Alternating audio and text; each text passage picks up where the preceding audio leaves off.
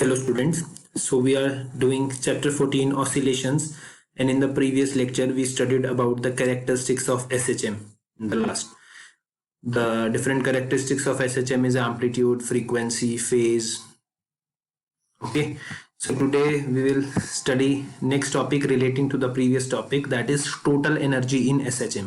Simple harmonic motion में total energy निकालनी कितनी होगी. So there we calculate velocity, we have the displacement, हमारे पास डिस्प्लेसमेंट था y, ठीक है, उससे हमने वेलोसिटी निकाला था, एक्सीलरेशन निकाला था, उतना भी आपको दोबारा बताता हूँ आज. उसके बाद हमने टोटल एनर्जी निकालनी है एसएचएम में, that is the sum of kinetic energy and potential energy. So what is total energy? A particle executing SHM possesses two types of energy. Potential energy, this is due to the displacement of particle from its mean position. ये mean position से कितना particle displace हुआ, वो यहाँ पर उसकी क्या होगी, पोटेंशियल एनर्जी होगी. क्लियर? क्या होगी? Potential energy. और यहाँ पर जाते हुए उसकी कुछ वेलोसिटी भी होगी, या इसके पास मीन पोजीशन के पास आते हुए यहाँ कुछ वेलोसिटी भी होगी हर पॉइंट पे. तो उस वेलोसिटी की वजह से क्या होगा, उसके पास काइनेटिक एनर्जी होगी. So what is kinetic energy? This is due to the velocity of particle.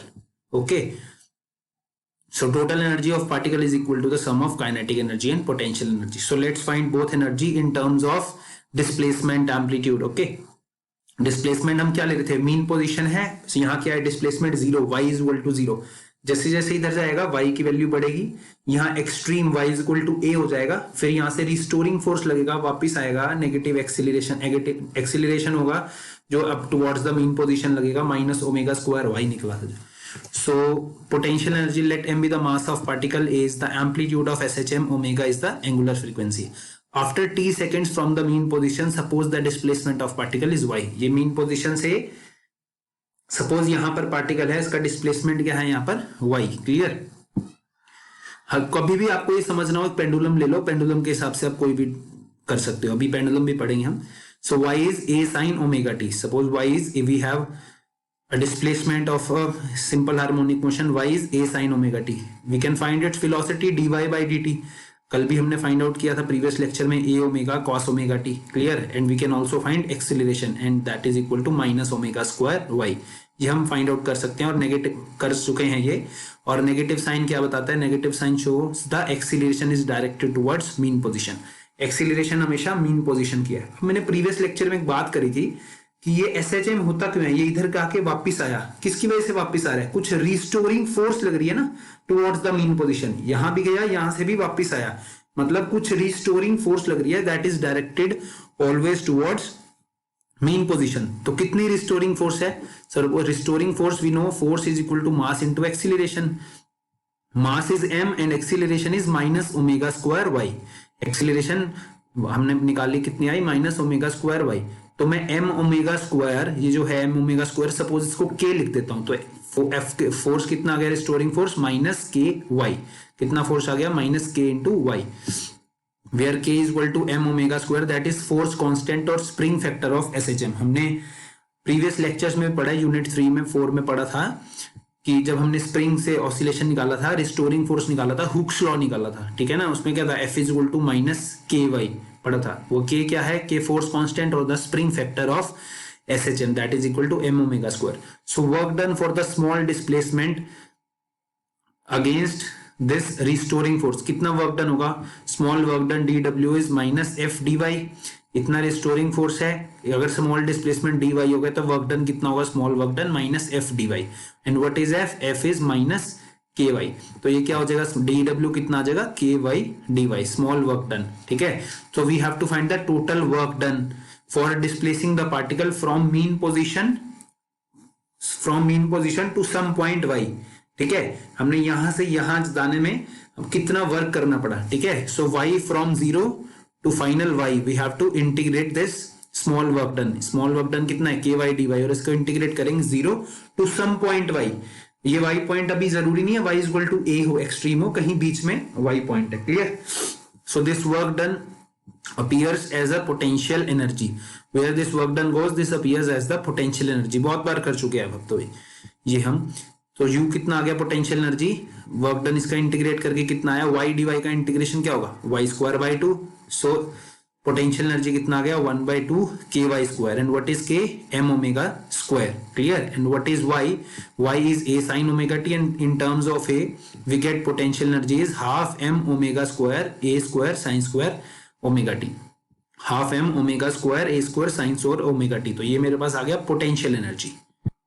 Now we'll find kinetic energy. So kinetic energy of particle at instant. Kinetic energy कितना होता है हाफ एम वी स्क्वायर, और velocity हमने निकाला था, कितना निकाला था, अगर displacement y equal to A sine omega T है तो उसको डिफरेंशिएट करके क्या आ जाता है वेलोसिटी, और वेलोसिटी क्या है ए ओमेगा कॉस ओमेगा टी. ये मेरे पास वेलोसिटी आई. सो यहाँ हाफ एम वी स्क्वायर में वेलोसिटी में इसको वैल्यू पुट कर देंगे और हमारे पास निकल के आएगा half M A square omega square cos square omega T, and we know k is equal to m omega square. तो in terms of k we can write half k a square cos square omega t.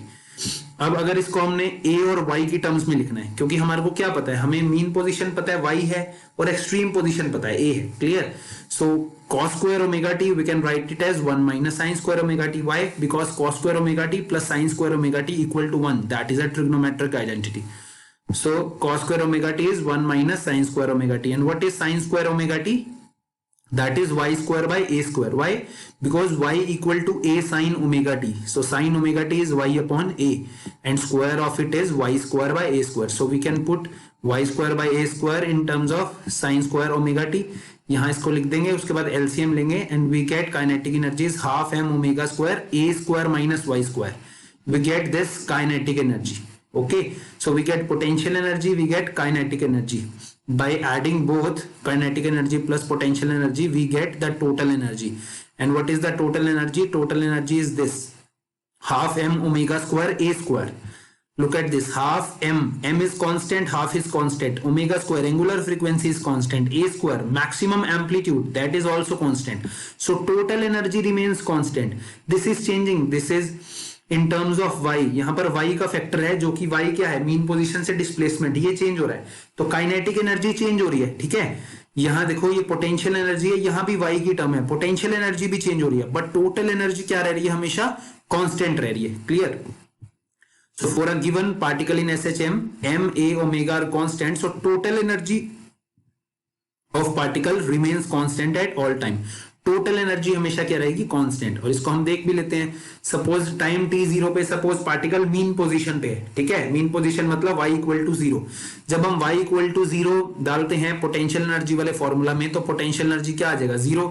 Mean position पे potential energy 0, और इस position पे kinetic energy कितनी है, y को 0 डालेंगे तो काइनेटिक एनर्जी आ गई half m omega square a square. That is maximum kinetic energy. Mean position पे काइनेटिक एनर्जी मैक्सिमम होती है, हमने पहले भी डिस्कस किया था. और यहाँ कितना आ गया half m omega square a square. Clear? इन दोनों को ऐड करेंगे तो टोटल एनर्जी कितनी आ गई, इतनी आ गई half m omega square a square. तो यहाँ से हमारी टोटल एनर्जी कितनी आई थी, half m omega square a square. That means total energy at mean position is constant. Suppose at mean position total energy is in the form of kinetic energy. तो mean position पे क्या होता है, total energy जो होती है वहां सिर्फ काइनेटिक एनर्जी होती है. क्यों? क्योंकि पोटेंशियल एनर्जी मीन पोजीशन पे 0 होती है. So at time t/4, suppose at time t/4 the particle is at extreme position. Particle time t/4 पे यहां पर है, बिल्कुल एक्सट्रीम पे, y is equal to a. तो y equal to a put करेंगे, वहां पर पोटेंशियल एनर्जी कितनी आ जाएगी, maximum half m omega square a square. And kinetic energy कितनी आ जाएगी 0. काइनेटिक एनर्जी यहाँ 0 होगी तभी तो वापस लौट के आएगा वो. एक्सट्रीम पोजीशंस पे काइनेटिक एनर्जी क्या होती है 0, और मीन पोजीशन पे पोटेंशियल एनर्जी 0. तो यहां से भी हम अगर टोटल एनर्जी निकालेंगे काइनेटिक प्लस पोटेंशियल, तो टोटल एनर्जी क्या आएगी फिर से half m omega square a square. So extreme position पे जो टोटल एनर्जी होती है that is in the form of potential energy, but that is constant. Clear? So mean position पे पोटेंशियल एनर्जी होती है, टोटल एनर्जी पोटेंशियल एनर्जी के equal की होती है. एक्सट्रीम पोजीशन पे total energy is equal to potential energy, and mean position पे total energy is equal to kinetic energy. So we can easily draw the graph here. We have, suppose this is a graph between energy and time. ठीक है, so this is one is potential energy, this blue one is kinetic energy. At mean position, sorry, this blue one is potential energy. At mean position potential energy is 0, at extreme potential energy is maximum. Okay, similarly you can easily plot this graph. At extreme position from minus a to a, we have At extreme position, kinetic energy is 0. This blue one is in kinetic energy. This kinetic energy is 0.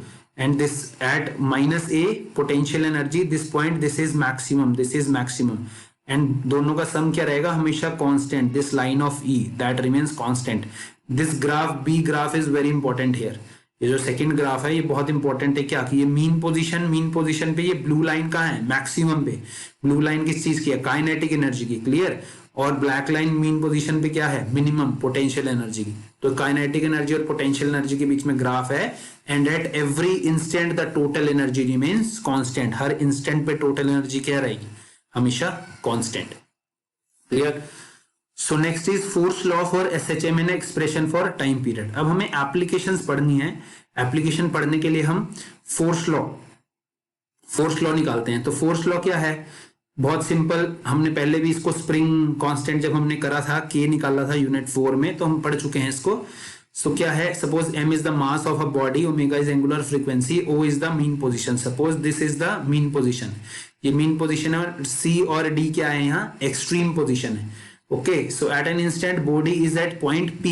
हमने यहाँ से इसको body को stretch किया। Eight an instant क्या है? Body point P पे है। P पॉइंट पे मतलब O से P का इसका डिस्प्लेसमेंट है सपोज y। क्लियर? सो यहाँ इस P पॉइंट पे है, यहाँ से मैंने डिस्प्लेस किया तो इस पे रिस्टोरिंग फोर्स लगेगी वापस। क्लियर? ये ऐसे SHM कर रहा है C और D के बीच में।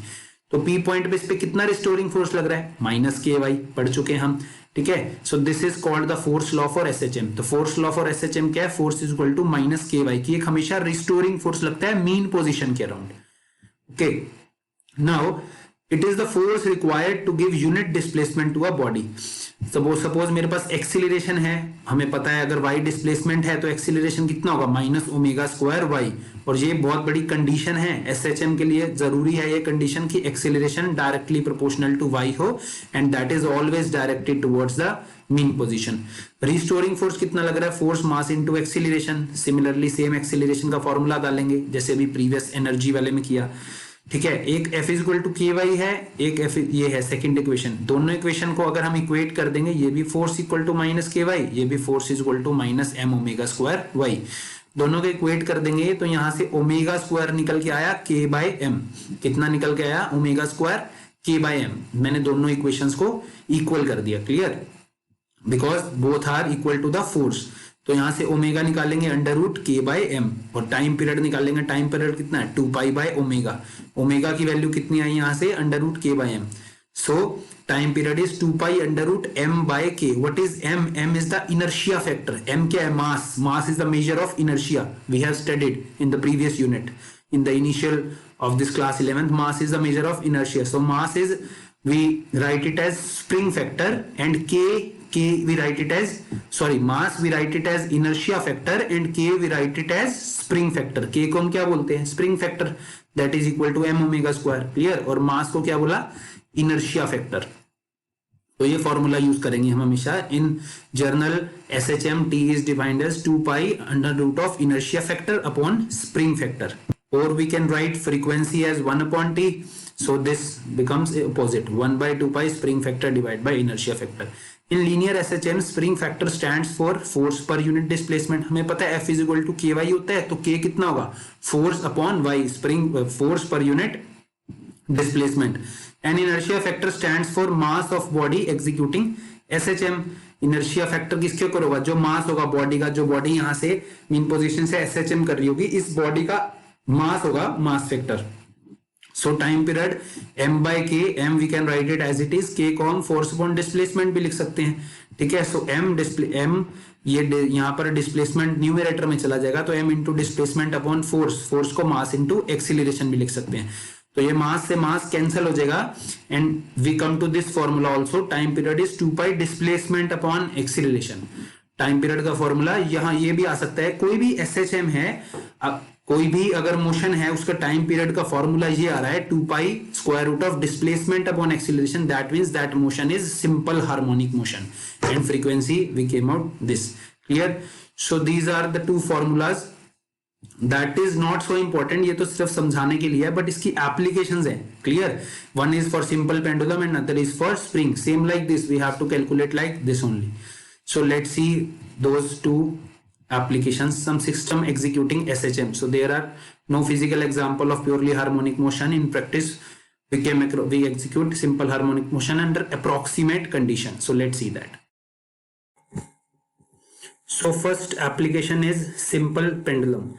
So an ideal simple pendulum consists of a heavy point mass body suspended via weightless, less inextensible and perfectly flexible string from a rigid support about which it is about to oscillate. Pendulum आप सबको पता है एक fixed support है, यहाँ से एक string है and that string is weightless, मतलब उसका कुछ weight नहीं है, हम ऐसे consider करके चलते हैं कि ये weightless string है, inextensible string है, ये extend नहीं होती और perfectly फ्लेक्सिबल है यहाँ मूव करने में, clear, from the rigid support. और इसके अराउंड यहाँ पर मास है, एक ऑब्जेक्ट है, इसको हम बॉब भी बोलते हैं, BOB, बॉब, ओके।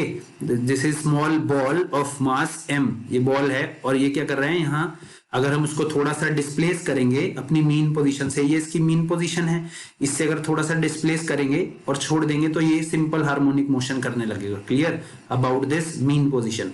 अब अगर हमने इसको डिस्प्लेस किया, क्लियर, यहां पर इस पॉइंट पे है P पॉइंट पे, तो P पॉइंट पे इस पे फोर्सेस कौन कौन सी लग रही हैं, अगर यही समझ आ गया आपको तो पूरा, उसके बाद इसमें सिंपल कैलकुलेशंस है। तो इस पे देखिए, इस P पॉइंट पे क्या है, एक तो ये मास है, इस तो स्ट्रिंग में टेंशन होगी, that is always away from the point. अगर आपको याद है हमने यूनिट 3 में किया था, tension acts always away from the point, इस स्ट्रिंग में टेंशन होगी T, क्लियर। ये मास है तो इसका वेट कितना होगा, एक्टिंग वर्टिकली डाउनवर्ड, इसका वर्टिकली डाउनवर्ड कितना है वेट, mg, क्लियर, इसका वर्टिकल डाउनवर्ड वेट कितना है mg। If this is theta, this is also theta, अगर ये थीटा है तो ये वाला एंगल भी थीटा होगा। One second, let me draw this angle, if this is theta, this angle is also theta, ये एंगल क्या होगा, थीटा होगा। ये mg है, ये थीटा है, ये वाला एंगल अगर थीटा है तो ये क्या होगा, इसके साथ वाला mg cos थीटा और उसके सामने वाला ये क्या होगा, mg sin थीटा, और ये किसके इक्वल है, इसके, इसको यहां लिखो या ना यहां लिखो, what is this, this is mg sin theta, that is mg cos theta. हम बहुत बार इस क्वेश्चंस कर चुके हैं यूनिट 3 में, that is mg cos theta and one is mg sin theta, this is mg cos theta and this is mg sin theta. So mg cos theta किसको balance कर रहा है, इस टेंशन को, इसके अपोजिट mg cos थीटा किसको balance कर रहा है, इस टेंशन को। And what is this mg sin theta doing, mg sin theta क्या कर रहा है, ऐसी फोर्स जो इसको वापस लेके आ रही है, ठीक है। ये mg sin थीटा और जो ये लेंथ है ये क्या है, आपस में परपेंडिकुलर है। सपोज जैसे कि ये एक रिजिड सपोर्ट से लगा हुआ है, ये क्या है, परपेंडिकुलर डिस्टेंस, और ये क्या है, force, that means here it is basically acting a torque act कर रही है, this force into this perpendicular distance, this L is the length of string, ये perpendicular distance और ये perpendicular force जो इस distance के perpendicular force लग रही है वो क्या है, basically torque लग रहा है जो इसको क्या कर रहा है, basically simple harmonic motion provide करा रहे, clear. So m is the mass of Bob, L is the length of simple pendulum, Bob is displayed through a position P, suppose this Bob is displaced through a position P through a small angle theta from vertical, angle should be small, ऐसा नहीं है हम बहुत ज्यादा angle पे छोड़ देंगे उसको तो SHM करेगा, angle should be small, clear. So there are two forces, हमने बात कर ली, one is weight vertically acting downward and other is tension, एक वेट फोर्स लग रहा है इसमें और एक टेंशन। हम अगर वेट के कंपोनेंट्स करेंगे तो two components is mg cos theta that is opposite to tension and mg sin theta that is directed towards the mean position, this mg sin theta is directed towards mean position. So from first tension is equal to mg cos theta, tension किसके equal हो गया, mg cos theta, and mg sin theta will provide the restoring torque which tends to bring the bob back to its mean position। तो mg sin theta क्या कर रहा है, restoring torque लगा रहा है जो क्या करेगा, वो उसको मीन पोजीशन पे लेके आएगा बॉब को, ठीक है। बॉब किसको बोलते हैं, वही स्मॉल जो बॉल है स्ट्रिंग के साथ लगा हुआ पेंडुलम में, उसको बॉब बोलते हैं। So torque we know, torque is force into perpendicular distance, ठीक है। तो कितना होगा, आर क्रॉस एफ होता है, और नेगेटिव क्यों आया, क्योंकि वो रिस्टोरिंग मीन पॉइंट की तरफ लेके आ रहा है, restoring torque. So m is equal to the force कितना है, mg sin theta into perpendicular distance L, and in this minus sine is for the direction that it is always directed towards mean position. So torque आया हमारे पास minus mgl sin theta, and we rate that The bob is displaced to a position through a small angle theta. Small angle theta से लिखेंगे हमने बोला. So if theta is small then sin theta is very nearly equal to theta. अगर theta small है तो sin theta किसके equal हो जाता है? Almost equal to theta. तो यहाँ sin theta की जगह theta डालेंगे तो टॉर्क कितना आएगा? Minus mgl theta. Okay. And इस अगर ये mgl को हम कांस्टेंट मान ले k, तो टॉर्क डायरेक्टली प्रोपोर्शनल किसके हो जाएगा? Theta K. So torque is equal to minus K theta where K is equal to mgl. तो देखिए वही कंडीशन आ गई. Force is equal to minus के वाई. रिस्टोरिंग फोर्स होनी चाहिए कोई भी एसएचएम करने के लिए माइनस के Y. Similarly torque is equal to minus K theta. Clear. तो के कितना आ गया? mgl. और इनर्शिया फैक्टर, इसमें इनर्शिया फैक्टर कितना है? Inertia factor that is equal to movement of inertia of bob. Why movement of inertia? Because this is a case of angular SHM. Let me read this line. In angular SHM, spring factor stands for restoring force per unit angular displacement and inertia factor stands for movement of inertia of body executing SHM. जब हम linear की बात करते हैं, linear motion की बात करते हैं, तो वहां स्प्रिंग फैक्टर क्या होता है? K. और इनर्शिया फैक्टर होता है मास. बट यहाँ स्प्रिंग फैक्टर क्या है? वहां फोर्स पर यूनिट डिस्प्लेसमेंट होता है, यहाँ torque per unit angular displacement होता है. क्लियर. वहां मास होता है, इनर्शिया फैक्टर यहाँ मूवमेंट ऑफ इनर्शिया होता है. Where in case of angular SHM. और ये एंगुलर एसएचएम तो है, एंगल की टर्म्स में हम बात कर रहे हैं. ठीक है ना. ये मूव कर रहा है, एंगल चेंज हो रहा है.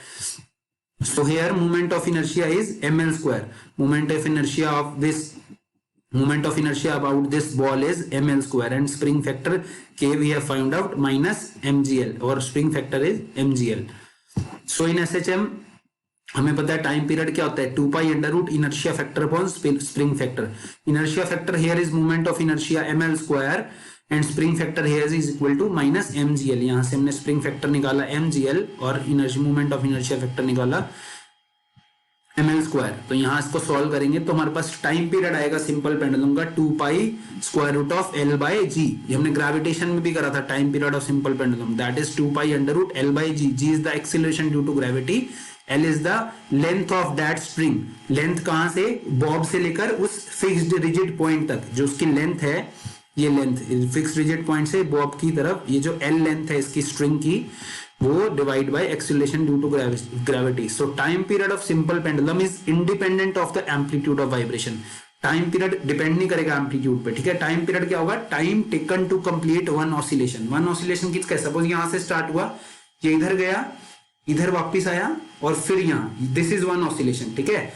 Extreme position, mean, then extreme, then mean. This is one position. तो यहाँ टाइम पीरियड कितना आया इसको? 2 pi under root l by G. And it is independent of amplitude of vibration. It is independent of mass of bob but depends on the length of pendulum and acceleration due to gravity. l और g पे depend करता है. Clear. So what are the important points from this formula, जिससे आपके पास 1 mark objective type question भी पूछ सकते हैं कि टाइम पीरियड जो है that is directly proportional to square root of L. Time period is directly proportional to length. T must increase with increase in value of L. But it does not mean that L is infinite, T will become infinite. इसका मतलब ये नहीं है कि जब L infinite हो जाएगा तो T भी infinite हो जाएगा. L increase करने पे T increase होगा. Okay. In fact, equation A is not valid for pendulum whose effective length is greater than equal to radius of the earth. जिसकी लेंथ रेडियस ऑफ अर्थ से अगर ज्यादा होगी वैसा पेंडुलम के लिए ये टाइम पीरियड वाला फॉर्मूला ही एप्लीकेबल नहीं होता. क्लियर. टाइम पीरियड वाले फॉर्मूला के लिए एप्लीकेबल क्या होना चाहिए? ये जो लेंथ है that is less than the radius of earth. This shows that the T increases up to certain limit only. तो लेंथ के साथ टी कुछ सर्टेन लिमिट तक इंक्रीज होगा. ठीक है. जब एल की वैल्यू अगर रेडियस ऑफ अर्थ से ज्यादा हो जाएगी तो वहां ये फॉर्मूला वैलिड नहीं होगा. Next is T inversely proportional to g. तो जैसे जैसे एक्सीलरेशन ड्यू टू ग्रेविटी की वैल्यू डिक्रीज होती है टाइम पीरियड इंक्रीज होता रहता है. टाइम पीरियड इंक्रीज होने का मतलब क्या है? वो धीरे ऑसिलेशन करेगा. टाइम पीरियड इंक्रीज होने का मतलब क्या है? कि वो और धीरे ऑसिलेशन करेगा. सो time period of pendulum increases at hills. Hills पे टाइम पीरियड पेंडुलम का इंक्रीज हो जाता है. क्यों? क्योंकि हिल्स पे एक्सीलरेशन ड्यू टू ग्रेविटी की वैल्यू कम होती है. हिल्स पे एक्सीलरेशन ड्यू टू ग्रेविटी की वैल्यू कम होती है तो टाइम पीरियड क्या होता है? इंक्रीज हो जाता है. Third point is second pendulum. ये जो हमने पढ़ा है ये पेंडुलम है जिसका time period ideal pendulum 1 second लेके चलते हैं. सेकंड पेंडुलम क्या होता है? It is a simple pendulum whose time period of vibration is 2 second. जिसका टाइम पीरियड 1 सेकंड हो that is simple pendulum.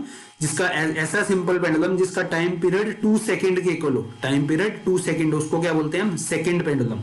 Clear. जिसका टाइम पीरियड 2 सेकंड हो. Fourth point is, if a simple pendulum is made to oscillate in a satellite or freely falling lift, then the effective value of acceleration due to gravity is, अगर freely falling lift की बात करें तो effective value कितनी होती है? Free fall में acceleration due to gravity की कितनी वैल्यू होती है? 0।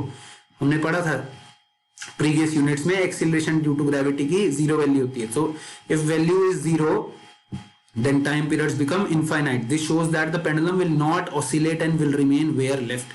टाइम इनफाइनाइट है, मतलब उसको इनफाइनाइट टाइम लगेगा ऑसिलेट करने के लिए। इनफाइनाइट टाइम का मतलब क्या? वो ऑसिलेट कर ही नहीं रहा, जहां पर है वहीं पर खड़ा है। कब?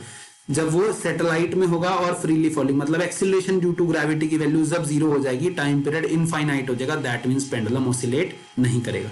तो बहुत इंपॉर्टेंट एप्लीकेशन है सिंपल पेंडुलम की। Next is oscillation of a loaded spring. जब स्प्रिंग में ऑसिलेशन होता है, ये भी एक तरह का सिंपल हार्मोनिक मोशन है। इसको हम कर चुके हैं पहले भी। सपोज मेरे पास स्प्रिंग मास सिस्टम है, इसको मैंने डिस्प्लेस किया, डिस्प्लेस करूंगा तो इस पे रिस्टोरिंग फोर्स लगेगा। कितना लगेगा? F = -ky, ठीक है, F = -ky रिस्टोरिंग फोर्स लगेगा।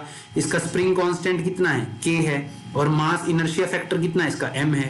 तो हमें डायरेक्ट पता है टाइम पीरियड क्या होगा? 2π inertia factor, that is m upon spring factor k। So this is the second application of oscillation of a loaded spring. It's also execute SHM. ये बार हम कर चुके हैं बहुत बार। Next is undamped simple harmonic oscillation. अब हमारे पास oscillations different type की होती हैं, ठीक है। एक है undamped oscillation. Suppose मैं पेंडुलम है मेरे पास, पेंडुलम को मैं डिस्प्लेस करता हूं। जब पेंडुलम को डिस्प्लेस करता हूं तो वो क्या करता है? ऑसिलेट करना स्टार्ट कर देता है, ठीक है। थोड़े टाइम बाद वो क्या करता है? अपने आप रुक जाता है। क्यों रुक जाता है? क्योंकि वहां पर एयर की वजह से फ्रिक्शन होता है, जो कि थोड़े टाइम बाद उसकी एनर्जी लूज हो जाती है और वो रुक जाता है। क्लियर? बट अगर वैक्यूम हो, अगर वैक्यूम हो तो क्या होगा? Vacuum means no air, means no air friction, तो वो रुकेगा ही नहीं, कॉन्टिन्यूसली क्या करता रहेगा? मूव करता रहेगा, ठीक है। मतलब जो ऑसिलेशन मैंने उसको दिया, जिस पॉइंट से मैंने उसको डिस्प्लेस किया, वैसे ही पॉइंट पे वो कॉन्टिन्यूसली क्या करने लग गया? ऑसिलेट करने लग गया। Clear?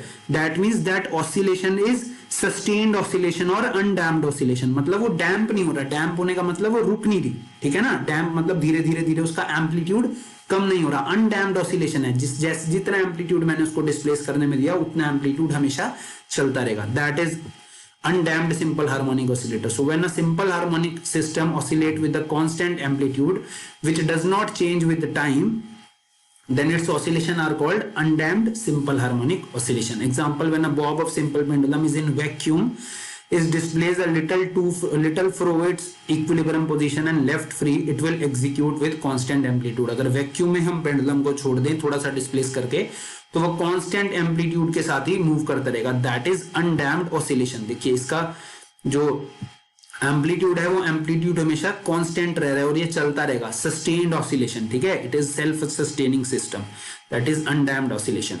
Next we have is damped oscillation. अब डैम्प्ड ऑसिलेशन आपने अनडैम्प्ड पढ़ लिया, बट रियल सिचुएशन में क्या है? अगर हम लैब में देखें, हम पेंडुलम को थोड़ा डिस्प्लेस करते हैं तो थोड़े टाइम बाद उसका एम्पलीट्यूड धीरे धीरे कम होके वो डाई हो जाता है, मतलब 0 हो जाता है, ठीक है। Just like this, amplitude time के साथ धीरे धीरे क्या हो गया? 0 हो गया। सो when a simple harmonic system oscillate with a decreasing amplitude with time, it oscillation are called damped simple harmonic oscillation, ठीक है।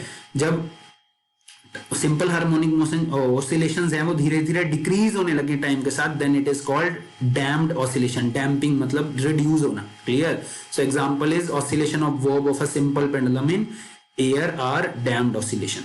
Next is free oscillation. Free oscillation मतलब जिस फ्रीक्वेंसी से वो ऑसिलेट कर रहा है उस फ्रीक्वेंसी से ही ऑसिलेट करता रहे। क्लियर?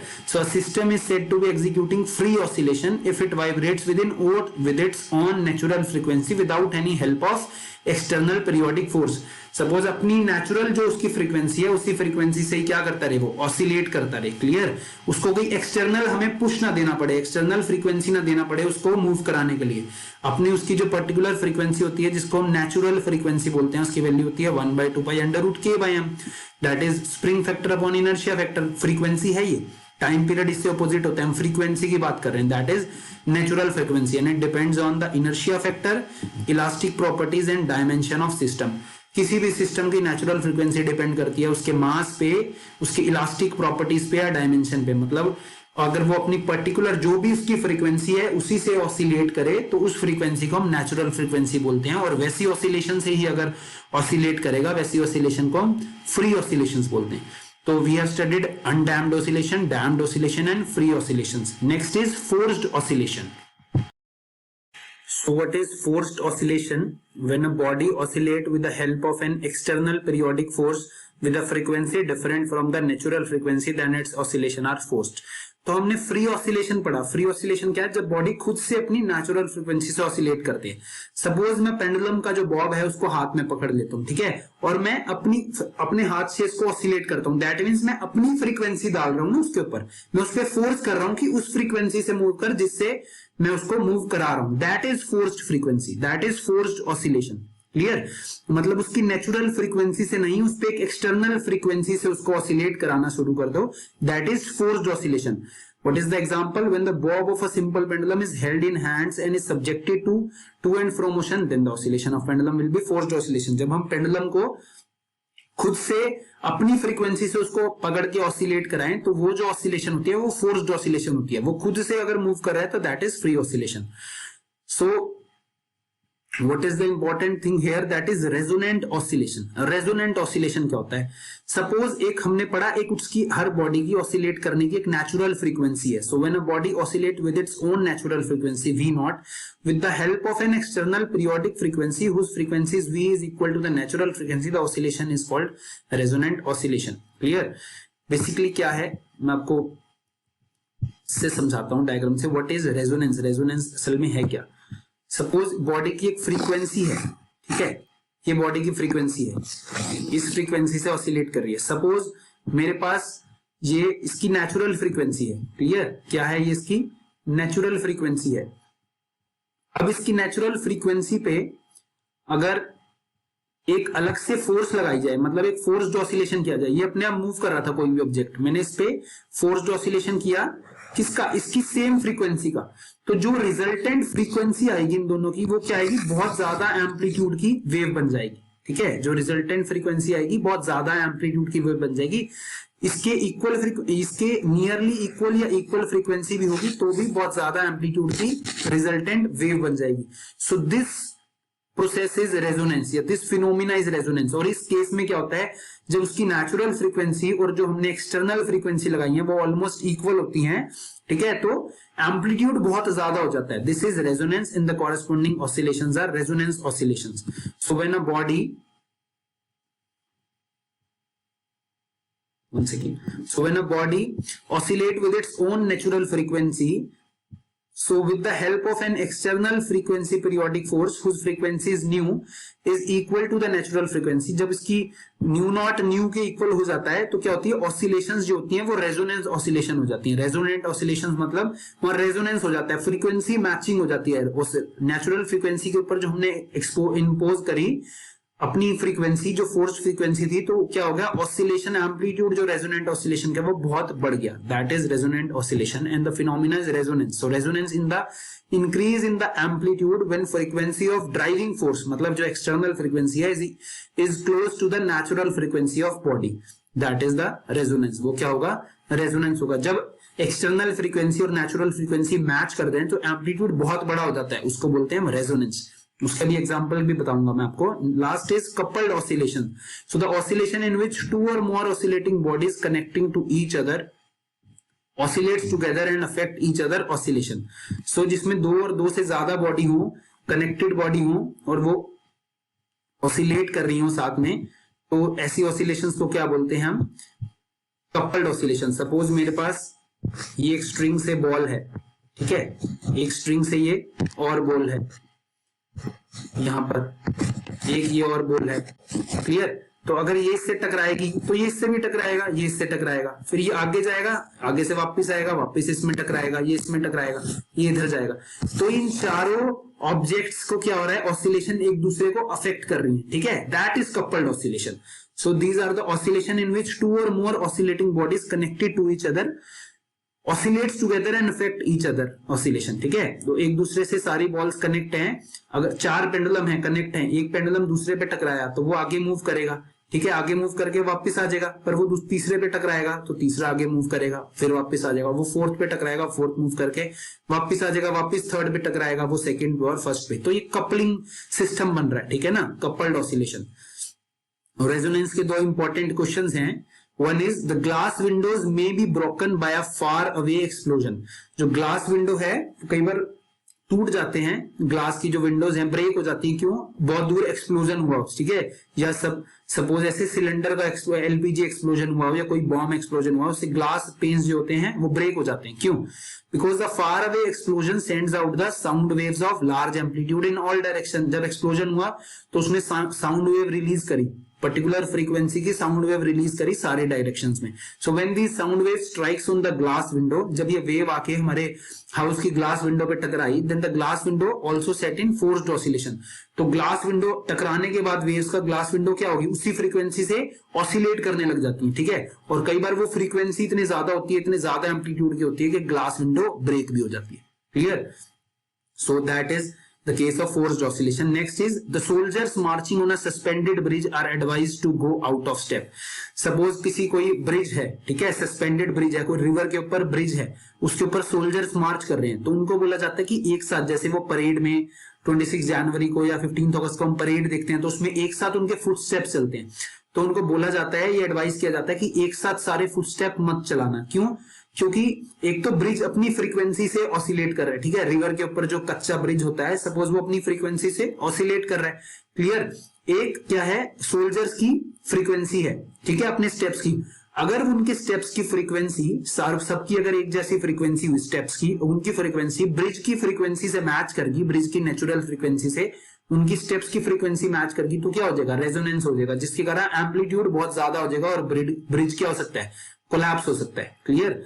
तो उनको क्या बोलता जाता है कि सारे आउट ऑफ स्टेप्स चलो, मतलब एक साथ स्टेप्स नहीं रखने, सबने आउट ऑफ स्टेप्स चलना है, जिससे क्या होगा कि अगर किसी एक या दो सोल्जर्स की भी फ्रीक्वेंसी मैच हुई उसके साथ तो ज्यादा प्रॉब्लम नहीं है, बट ज्यादा नंबर ऑफ सोल्जर्स की अगर फ्रीक्वेंसी बहुत ज्यादा होगी, वो मैच करगी ब्रिज की नेचुरल फ्रीक्वेंसी के साथ, तो रेजोनेंस हो जाएगा, एम्पलीट्यूड बहुत ज्यादा हो जाएगा और ब्रिज कोलैप्स हो सकता है, क्लियर।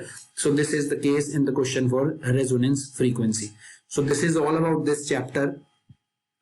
बहुत इजी चैप्टर है ये, इसको एक बार दोबारा से एक दो बार आप पढ़ोगे तो बहुत अच्छे से समझ आ जाएगा। दो डेरिवेशन इसमें मेन इंपॉर्टेंट है, one is of pendulum and other is of spring, और रेजोनेंस के ये जो कंसेप्चुअल क्वेश्चन है रेजोनेंस कंडीशन पे कि why the bridge collapse. Okay, so this is all about this chapter. If you have any doubt you can ask me. Thank you.